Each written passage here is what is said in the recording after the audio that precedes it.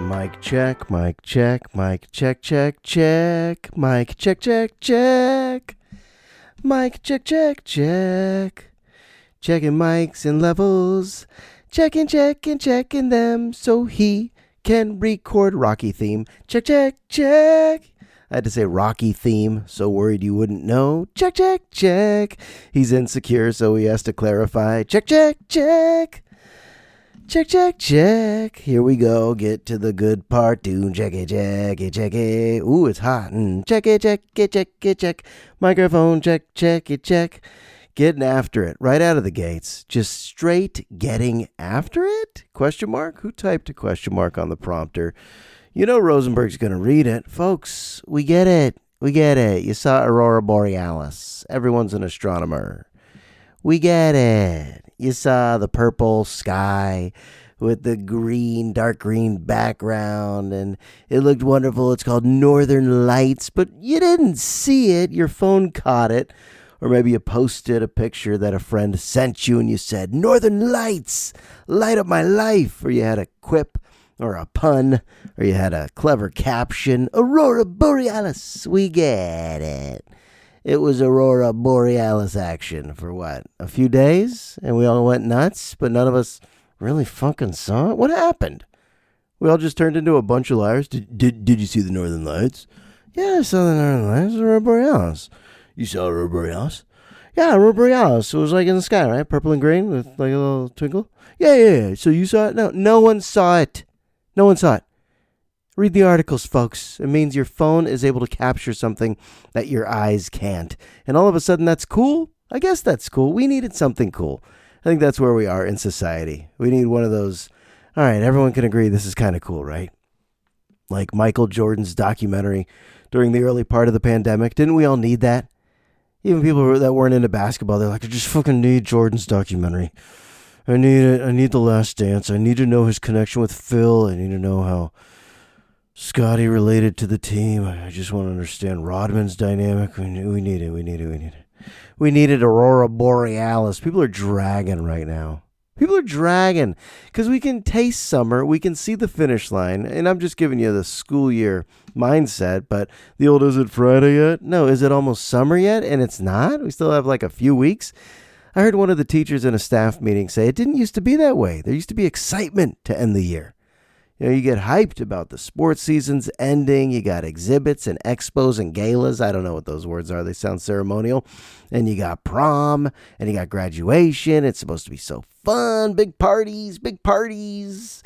Let's do class outside today. But it just feels like everyone's dragging. Let's get there already. Like if you told me tomorrow's the last day of school, but show up August 1st, I'm thinking, yeah, that fits my rhythm a little better. Because I'll be honest, the California state standards for what history teachers are supposed to teach, we got to it already. We hit it, and then we quit it, and then we get creative with final projects.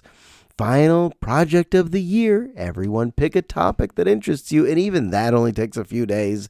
And then we're like, heads up, 7-Up, steal the bacon, Jeopardy. What do we do? And we're not wasting time. But I think the California Education Board needs to get together and say, more standards. Let's get through Obama. Let's get to it. Should we even get into Trump?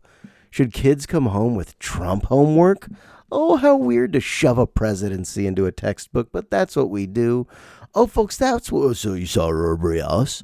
Did you see Aurora Borealis last night? It was freaking amazing, dude. I was just out there, like, staring at the purple to the green hues. No, you weren't. No, you fucking weren't. But guess what? We can all agree it's a good idea. Northern Lights. Welcome in, everybody. It's good to have you.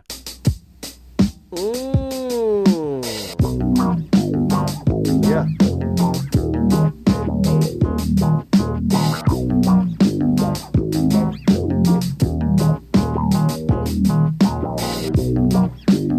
Get comfortable, everybody.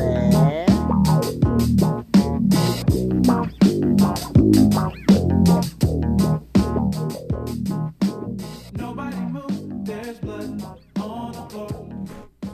Nobody move, there's blood on the floor. It's such a smooth intro, and then you're like, what? There's blood on the floor? Sheesh. How smooth is that intro, though? Makes you want to fill that snifter with a little Cavassier, huh? Makes you want to fill that Glencairn with a little burb.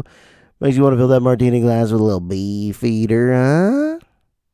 Makes you want to fill that flute with a little sparkling rosé, huh? Makes you want to get comfy on the couch. Yeah, pour a little Darjeeling. Put on a baseball game. You do you. Get comfy. Get comfy during these almost summer nights. Nobody move. There's blood on the floor. What? There's blood? Okay. Whoo, man. There's a lot going on. I got to try to organize my thoughts. They're a little scattered. Got a lot of sun today, folks. Played a lot of golf. Walked 18 holes, which is the equivalent to walking, 60 miles? These old legs can't do that shit. But how beautiful is San Francisco? Lincoln Golf Course? Yeah, I read some Yelp reviews. People are always very upset. The greens are this, and are they aerated, and why are the fairways this? Shut the fuck up. We're playing golf. We're hitting a little white ball around outdoors with views of the beach and the bridge and the city skyline. Beautiful. Had never played Lincoln before. Good rates. Had a push cart with my buddy Mike. Shot a 91. I got to say an honest 91, but not really. I probably took a mulligan or two. So I guess I can't use the word honest. Had some nice golf shots. There's nothing more therapeutic. You spend over 4 hours outdoors walking around with a friend catching up. Come on. But right now I feel like jello. I'm going to sleep well tonight, folks. How are you feeling? I'm feeling sick. You know, I've been touting that Wim Hof breathing. I've been promoting that Wim Hof breathing. I thought I'll never get sick again. I'll never frown again. I'm floating. No, I'm sick. It's going around this house. My wife just got sick. Kids are sick. Sniffling, runny noses, coughs. How'd this happen in late May? I don't know, but I'm not going to complain. I'm going to keep the tone jovial. I'm going to keep the tone positive. I'm going to tell you about my two favorite students. Actually, I don't know if they're my favorites. I actually don't pick favorites, but just two standout students. I got one kid who still just says, Mister. I don't think he knows it's Rosenberg, and I'm never going to call him out. But when he needs to get my attention, just Mister, from August to right now, late May, he doesn't know my name. No chance. I am certain that if I said, Mister, what? He would just deer in headlights look at me like, I have no clue. But Mister, could I go to the bathroom? Yeah. Go ahead. Mister, when's that due? I never want to shove Rosenberg in there because it's funny. It's funny every time, just Mister. And then there's another kid that's so into history, but he doesn't even know it yet because he's fascinated with everything I teach. He came in with zero prior knowledge. He's one of those kids that probably had never even heard of the Nazis, the Vietnam War, Stalin, had never heard of anything connected to the Black Panthers, women's lib. What do we teach? Industrialization, capitalism, and you could just see him in the back of the room. It's exciting to him. So this is a kid who's only like 16, 17 years old. He doesn't realize that he has the soul of a history buff. Like later in life, he's going to be the type of old man that's just reading World War II books and watching documentaries about all these revolutions. But in my class, he says under his breath, oh shit, when I deliver some information, some stats, some data, some insight, some wisdom about any, and I mean any part of history, you just hear him under his breath go, oh shit. I love that kid. His name's Brody. I'll call him out. And after class, he thanks me. I wonder if he just gets stoned and shows up like I'm Fantasia, you know? Wasn't that what college kids were doing in the 70s? Getting high and watching Fantasia. I think I'm Fantasia to him. He comes in all blazed like, oh, shit. So then LBJ was sworn in? Oh, shit. I love that kid. Brody, it's my dog. Oh, shit. All year. And I'll never tell him to watch your language because he doesn't even know he's saying it. It's just his automatic response to being interested in something. He does not represent the norm, folks. I am not trying to send a message that 16, 17-year-olds are enthralled with history class. I mean, some are. You got to make it fun. But some days you do wonder, you got to remember any of this? Like in 20 years, if I see you on the streets, you got to remember any of that? And I know for a fact the answer is no, because I used to be them. And then 20 years after my last history class in high school, would I have remembered any of it? No. I'll just be honest. That's a big fat no. Holy hell, my house, oh God, erupted. Does anyone else try their hardest to keep a clean and tidy house, but it's just always a mess? Like always a complete mess. If you have little kids, they say you'll miss the messes. You see it on social media. You'll miss the messes when they're all grown up. You'll miss the messes. Fuck you. I doubt it. Tonight I picked up a Ritz cracker. We haven't even purchased Ritz crackers in months. Tonight in the corner of the living room, I just picked up a Ritz cracker on top of a doll's pacifier. Not a real baby's pacifier, but this is a pacifier for a doll. Right next to a Ritz cracker, leaning up against it, encircled with magnets. Did we buy these magnets? Stickers from a birthday party 30 years ago. Next to a string cheese wrapper, all marinated in some slime. You'll miss the messes. It's just a constant sight of like even when you pick it up, you don't know where to go. Parents of young kids, do you know that feeling? Like you're like, I'm about to tidy. And then you pick up 7 things and your hands and pockets are all filled and you don't know, do I go to the trash right now? Do I go to the sink right now? Do I go outside and just shake it? Do I just shake it into the grass? Because there are piles of sand that are topped with fruit roll-ups and strawberry tops, and you're like, I don't know where to go right now. I'm a little confused. Balled up socks all over the place. You could give them the speech, hey kids, this is where this goes, and that's where that goes, and this is where that goes. And then you go, they're 6 and 2. I mean, you could teach them, but they're not going to get it immediately. You'll miss the messes. You really will. Thanks, social media, for putting that meme together, that GIF together, to let me know I'll miss the messes in a nice, pleasant font with foliage in the back. You may hate it now, but you'll miss the messes. I doubt it. I mean, I'll miss them. I'll miss the humans when they're off to college. I can't even think like that. Did y'all know Rachel Ray never stops? Or maybe I don't understand my own TV, but it seems like Rachel Ray's living in my TV, and she just don't quit. She don't quit. I don't even know if I'm going to be able to articulate this because it's so weird. It's very absurd. It's almost like a comedy and a horror movie colliding. But if you have a Samsung TV, sure, we all stream, right? We have smart TVs by now. It's 2024. We have smart TVs. So you got your Hulu, you got your Netflix. I don't know, you got your HBO. How do you watch TV, though? Maybe you have Comcast, Xfinity. But for me, I cut the cord. So I'm just streaming everything. But you have to pick a Samsung channel. Like when you turn your TV on, it immediately goes to like channels 1 through 1000. And for a while, we were just picking like the worst channel to be on. Like murder mysteries, and the kids are in the room and there's just a bloody knife. And you're like, whoa, change the channel. Or just heavy metal music on loop. And you're like, it's always too loud when we turn the TV on. So I was like, you know what? I think like 2 months ago, I was like, let's just find the right channel where it's always calm. And I found like cooking channels, like all 12 of them in a row. From my Samsung, I was like, who's paying for these Samsung channels? Are these all the channels? Are these free? I don't even know. Are we paying for these? I actually don't know. But one of them was Rachel Ray's cooking channel. I was like, that sounds so mellow. Rachel Ray, I know her because I used to buy her dog food brand for Muggsy back in the day. And I guess she's a chef, a celebrity chef. We all know the name Rachel Ray, right? For 24 hours a day, she don't stop. We put the TV on. Rachel Ray, sometimes she looks haggard. Sometimes she looks like she needs a nap. It really looks like there's a marathon happening where they don't let Rachel Ray off the set. Sometimes she's just interviewing someone about eyebrows. Sometimes she's just like pouring Velveeta through a colander and telling you like, just stay tuned. Something's going to happen with this shit.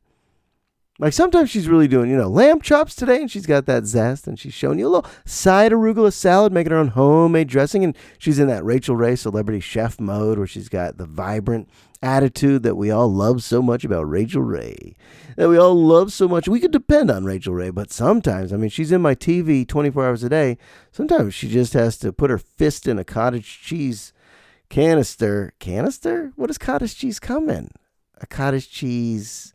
Oh, I got some words. I don't have the others. What does cottage cheese come in? What is Rachel Ray for this joke gonna slam her fist into? Container. Oh my God. Am I that tired where I couldn't get the word container? It's going to be a long episode, folks. Should we just wrap it up now? He couldn't even find container. Oh boy. Aurora Borealis. Yeah, the Northern Lights, they come here every so... all these experts. We got new astronomers. You had the eclipse. A couple months ago we had the eclipse. Everyone wants to show their photos of nothing on social media. I see nothing. You got your glasses on. Good. What'd you see? A sliver of light, and then you could educate us on something. And then what now? Oh, is he upset with future astronomers? Oh, he's so upset. What was I talking about? Hey, Rachel, I'm not kidding. Actually, this isn't like, hey, I'm going to embellish or exaggerate. Just watch the Rachel Ray Cooking Channel. Maybe towards 10:30, 11 p.m. Is she live? Is this the Truman Show? Like we're all just watching Rachel live her life around this Hollywood set of a kitchen where she can't escape? Ooh, that's horror and comedy all at the same time. Plus, I'm not here to judge looks. I don't look great. I'm all wrinkled and gray these days, but she doesn't look good. Like she looks like she needs to get outside. She needs to go walk a golf course. Rachel looks like she's trapped in a Hollywood set of a kitchen and just making shit up as she goes. Today we're going to turn hot dogs into a toaster. We're going to souffle a pan mince. We're going to mince it and puree it and put smoothies down the drain again. Right after this. And you're like, Rachel, you're not doing so hot, are you? Today we're going to do vegan walnuts and walnuts with lamb. We're going to put it into tahini sauce. We're going to see if it comes out. It's eggnog for the holidays. Eggnog for the holidays. She's chopping and purposely chops the tip of her finger off and then whispers to the camera, help. Rachel, is Rachel in need of help? Oh no. Rachel, don't quit. Whatever song I just played. How sick was that intro? So please give it back, 'cause it's not yours to take. It must have fell when I lost my mind. Oh my God, that's just so sick. That is so good. What is it? It says Thundercat. Them changes. Nobody knows what I'm talking about. You want to get into science? I'll get into some science. You ready for this, Bill Nye? Move aside, Neil. I don't even have to say DeGrasse Tyson, or is it Degrassi? But you know what I'm talking about if I say Bill and Neil. Move aside, guys. Hey, you, Mr. Peabody, move aside. Hey, you, Mr. Wizard, move aside. Mr. Rosenberg's about to drop some science. But this is fascinating. So Aurora, no, I'm just kidding. But it's long been said... I'm just going to drop something that we've all heard, right? 70% of the planet's water. And we all go, okay. No one gives a shit, right? Okay. No one's like, damn it. I wish it was more land masses. We just go, okay, 70% of the planet is water. We're going to accept that. I'll accept it. And then I learned only 3% of land surfaces. So you would say, well, 70% is water. 30% of planet Earth is just land. So that's where the humans are, right? Slow down, pal. Only 3% of land surfaces are even covered by all these inhabited areas, these urban areas where we go. That's Boston. That's Dallas. That's Miami. That's Detroit. That's San Francisco. That's France. That's Japan. That's Australia. You know, we say things like that because we've labeled the land masses, and we humans make sense of things with our labels and our words. We know that. So I say 3% of all those land surfaces are even urbanized and covered with areas that are inhabitable. Okay, you with me so far? But it's actually smaller than that. I told you, Bill, Neil, Mr. Wizard, Mr. Peabody, I told you. Move aside. Rosenberg's dropping science. It's even smaller. It's well below 3%. Because a lot of these countries practice intensive farming. Meaning, some of these livable areas I'm talking about, inhabitable areas, it's not like humans are on the land. It's land being tilled, harvested by humans, even owned by humans. But all this intensive farming, you know, like when you're in a flight and you look down, you just see those crop circles and crop squares. And you're like, wow, so symmetrical, so amazing from up here. They've caught this. There are satellite images that people can't make sense of. They're left dim. And they go, okay, those look like areas where humans would, like we could really take pictures of our whole planet now. Everything, there's surveillance for everything. It's amazing any crimes are even committed. Aren't we filming everything by this point? But if we're taking pictures of everything and we can see how few livable urban areas actually exist on this planet, it's amazing to see that humans are a blip on our own planet. I always used to just say, wow, humans are a blip in the expansive, vast universe. And that's obvious, right? We all know that. We go, yeah, we really are small. But even on our tiny little rock, we're a tiny little blip. We're not really spread out all over the place. Yet we make sense of everything with our own human eyes and our own discretion and how we've studied the land and surveyed the land and described the land. So Earth sounds like it's for us, right? Don't we describe Earth sometimes? It just sounds like, yeah, that's where the humans live, and we're still trying to see if there's intelligent life on other planets. But we're barely even here right now. We're barely even here. Did that blow your mind? Less than 3%. 70% water, 30% land, and on that land, it's not even the 3% that the satellite images would tell you. That's the stat I saw. It's less than the 3%. We're just in these little pockets where we paved our roads and put up our PG&E poles. We paved paradise and we put up a parking lot. Didn't we now? I think we did. Pretty sure we did. Don't it always seem to go that you don't know what you've got till it's gone?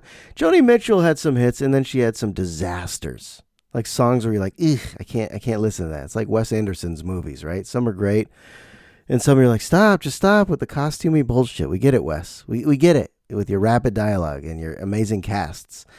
Some of the Wes Anderson movies are like unwatchable. That's Joni Mitchell's music. And I know this is a hot take. Okay, I know this is real timely. But I was saying this to one of the art teachers at TL. I was like, Joni Mitchell, I like Joni Mitchell, but not everything. It turns out I was talking to like the biggest Joni Mitchell fan. She was like, really? Name one Joni Mitchell song that's not good. I was like, I can't. Whoa, I didn't know I'd get called out.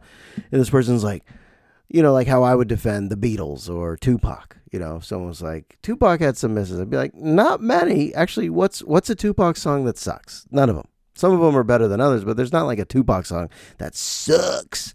So when I tried this Joni Mitchell, proclamation of, I only like some of her stuff, this teacher was like, yeah? Because guess what? You're wrong. Joni was incredible in every way. And I'm like, I like that. I like when people are so into music that they will defend their faves to a core. To the grave? What's the saying? Sometimes you get a saying wrong and you just move on with your day, but it like stays with you. Like, what? Did I get that right earlier today? Pot call the kettle black. Did I get it? Paint the pot where the kettle's calling it black. Glass house stones. Don't stone the glass guy in the house. What? Did I get it wrong? You defend something to the core or you defend it to your grave? I don't know. But this is a hot Joni Mitchell take you didn't know you'd get. In episode 237, I want to go to bed. I know. You're like, wait, you can't just go to... Why even do a podcast if you say to your listeners, I want to go to bed? I do, but I won't because I want to finish this. And I've been meaning to do an episode for a while, but life gets busy. Something relatable for everybody, right? When you tell anyone you're talking to, like let's say you're catching up with a friend, you're like, yeah, things are busy lately. And they also go, yeah, things are pretty busy lately. What are we actually saying? I think we're just saying this is the normal pace of life and we're noticing how we don't have enough time for self-care. We don't have enough time. We're hoping that things slow down soon. They won't. We're always just hoping, this summer we're hoping things will slow down a bit. They probably won't. That's it. We're busy. We label it busy, but why don't we just label it normal? This is the normal flow for Homo sapiens. I was driving on a paved road for Homo sapiens recently with my family going to Trader Joe's, and I'm an HSP, a highly sensitive person. You could look it up and Google it. I know I'm just finding these new disorders to label myself with. Hey, isn't that what we do? But HSP, that means like we're sensitive to noise and light and how our clothes feel on our body and how people sound and tone, and we overanalyze everything. We're not sensitive to the point where we're tough to hang out with, but we overanalyze shit so much that we can label ourselves highly sensitive. Here's an example. You tell me if this is relatable. If you're like, just get over it, ignore it, move on. But I'm in the car, right? And we're behind a big truck. There's a big Republican, conservative, Trump-supporting truck. Guy in front of me in traffic, he raised that truck high. Notice me. Conservative. We get it. He has all the bumper stickers with all the labels. He loves the labels. And one of the bumper stickers, this was a long red light, unfortunately. I read the whole thing. It said conservative, gun-carrying Christian, heterosexual man, deal with it. Any questions? I was like, oh, where do you get it? Like, do you go to Amazon and just say, I need that offensive bumper sticker. I need for people to know. And what offended me the most, it wasn't conservative. I get it. There's two political parties. Millions of people are fine. It wasn't even the gun stuff. We get it. You're carrying the guns. You got that right. You got that Second Amendment right. Do you even understand the history of the Second Amendment? Probably not, but good for you. All the people who are probably constantly living in fear of mass shootings. You don't care. You just want to shove it in their faces. You don't want any legislation changes. Don't touch my guns, right? We get it. You're wonderful. Fantastic. Christian, terrific. That's one of many religions. That's a dominant one. You identify with that. Christ is your guy. Fantastic. But heterosexual male, why has that got to be on the bumper sticker? Heterosexual? So weird. I thought, that's so weird. Like, after I was done just hating this guy, for the bumper sticker, I'm not hating him for just being different than me in some ways. But the bumper sticker label on the big fat truck that says heterosexual. Clearly homophobic, right? This guy, he doesn't like homosexuality. He needs people to know he's not that. I'm not that. I got my bumper sticker. I'm promoting the fact that I like girls. Oh, I like them. I was thinking it's a little sad.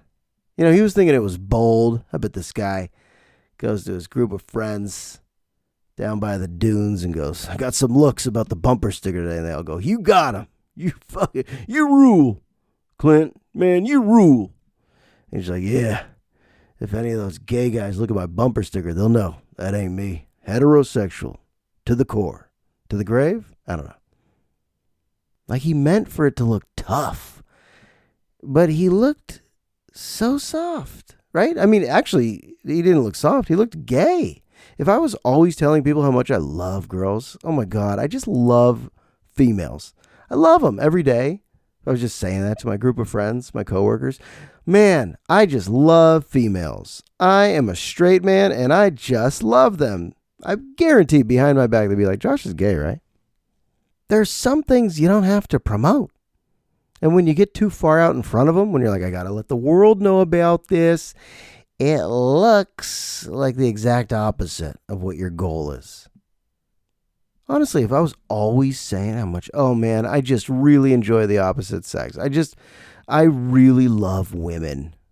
I guarantee people are going, oh no. Josh, you sound so insecure, you dork. You like guys, don't you, Josh? You do. His message backfired. He would hate to know that. Because when he goes down by the dunes and the guys celebrate him for being bold, those same guys are like, Clint, man, you're the king. When he's not around, they're like, Clint's gay, right? Yeah, Clint is probably gay. And for me, that's okay. But Clint struggles with it. That's why he has to put the bumper sticker on his car. Heterosexual male. Any questions? Deal with it. Oh, why was that red light so long? Like, what if I was always talking about how much I love steak and I love beef? I love burgers and pork and venison. I love all that shit. I love when animals die so I can eat them.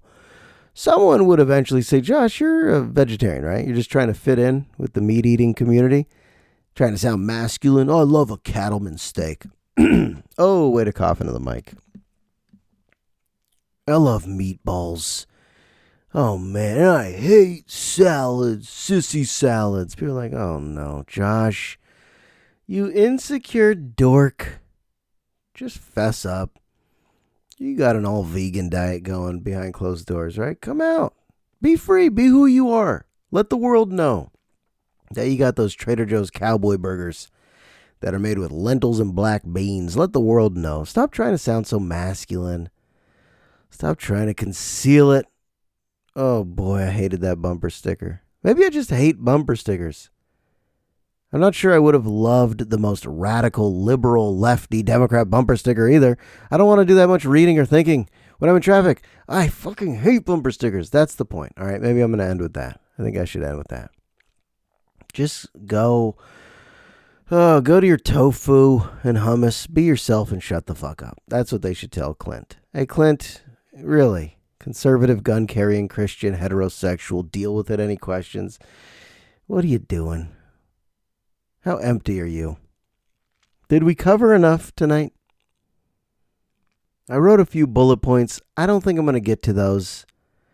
I wrote down baking soda versus baking powder. Who actually knows the difference? Aren't you happy I didn't get to that one? But it's true. Have you ever baked something at your house with someone else and they're like, okay, and 1 tablespoon baking powder? And they seem to think you would know the difference? You got to really read those labels. But take it a step further. What do they do to the cookies, to the banana bread, to the cupcakes, to the cakes? What? Banana bread needs this much baking powder and this much baking soda. This is the worst take I've ever had, but there's someone, if there's one person listening right now who's like, yep, he gets it. Baking soda versus baking powder. It's very confusing. It's also mysterious. What is it? What's baking soda? Do you know? Right now, do you know what baking soda is doing to the cookies?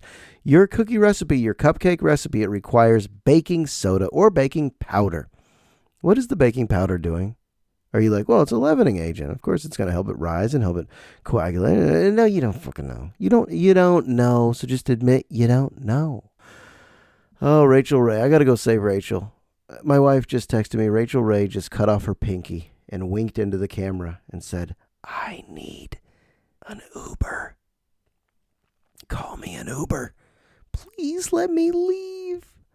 Coming up next, we're doing beef stroganoff with a side of arugula with radish caprese. Oh, folks, it's bedtime. It's so bedtime. It's past my bedtime. But that's it. That's episode 237. Please leave a nice rating. Really nice. Make it really nice. You promise? Okay, I like that. Thank you. And give it a nice review wherever you listen. Maybe iTunes, maybe Spotify. I don't know. Maybe you get close to my home when I record and that's how you listen. Whether you listen to me on iTunes or Spotify or Odyssey Network, or you're currently on my roof pressing your ear against my ceiling so you can hear this live podcast, I appreciate you. And the truth is, I do love you. We now have a relationship. I haven't met most of you, but we're doing this, and we're doing it for life. It ain't going to stop. Just like Rachel Ray is stuck in her cooking show, I'm also never going to stop. I'm stuck here with you forever. It's in the books, folks. I'll talk to you soon.